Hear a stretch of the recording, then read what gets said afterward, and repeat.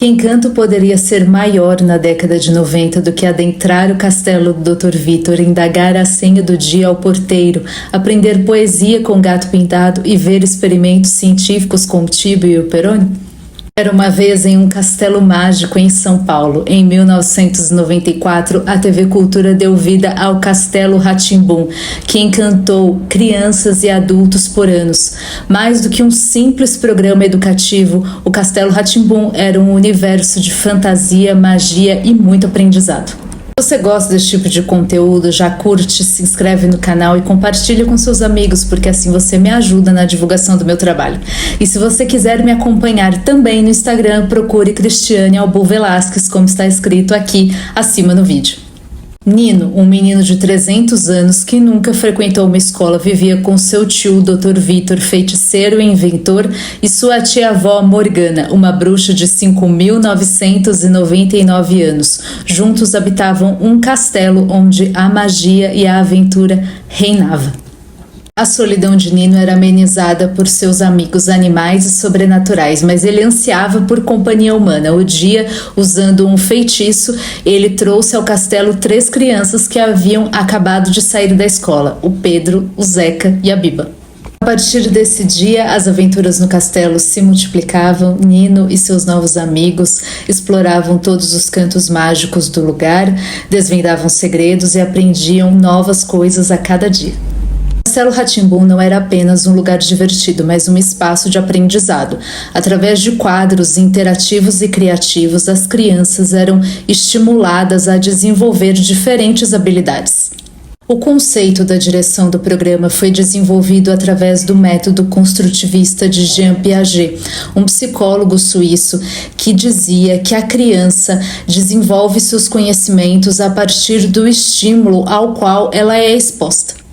É por meio desse estímulo que ela é capaz de desenvolver seu conhecimento. Dessa forma, qualquer criança consegue assimilar o seu aprendizado desde que ele esteja inserido dentro do seu contexto de vida. Ou seja, não é pertinente ensinar uma criança física aos 3 anos. O Castelo Rá-Tim-Bum era rico em personagens cativantes, cada um com suas próprias características e histórias para contar. O Nino era o protagonista da história, um menino de 300 anos que buscava amigos e conhecimento.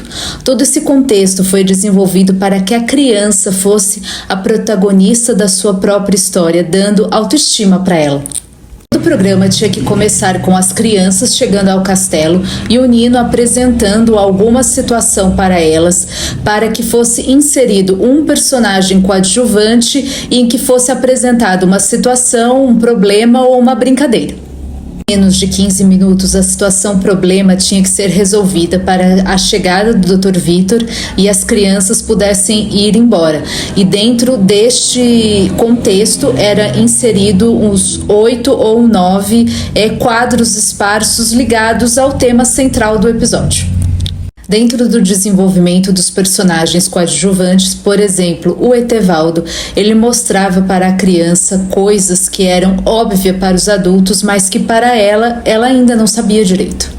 O Gato Pintado também se destacava porque, além de cuidar do acervo da biblioteca de 6.000 livros, ele era um incentivador da leitura, introduzindo os pequenos telespectadores ao mundo da poesia e dando origem ao quadro das poesias animadas com a ajuda do livro de capa colorida. E não importava se o poema era infantil ou não, o que importava era que a poesia tivesse palavras de estrutura simples para que fosse acessível ao entendimento da criança.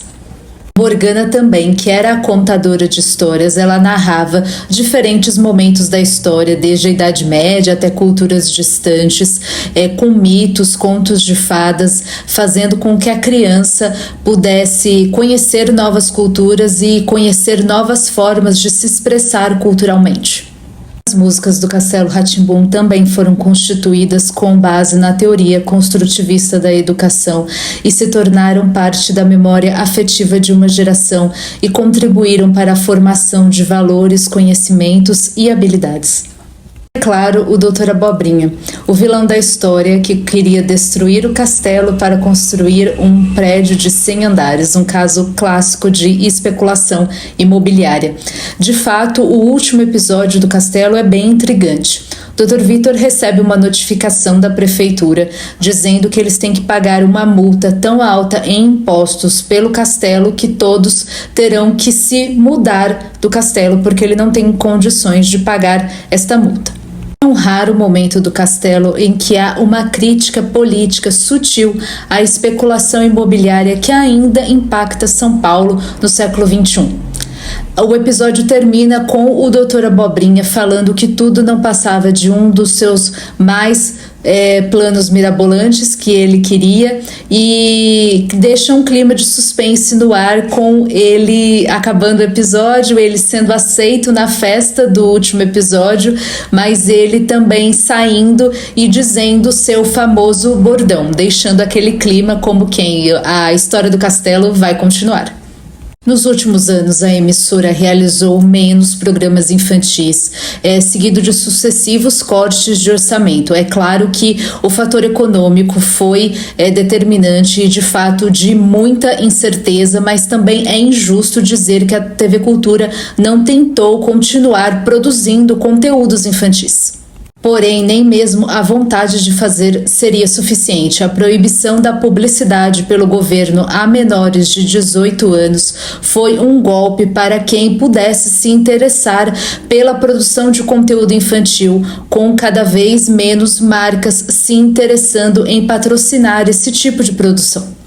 Deixando à parte as crises da TV Cultura, o Castelo vive e tornou-se muito mais que um programa que entrou para o imaginário da geração que cresceu nos anos 90 e 2000, que aprendeu a ler, conhecer artes e ciências e valores com o Castelo Rá-Tim-Bum. Se você chegou até aqui, se inscreva no canal, curta, compartilhe com seus amigos, porque assim você me ajuda na divulgação do meu trabalho. Muito obrigada!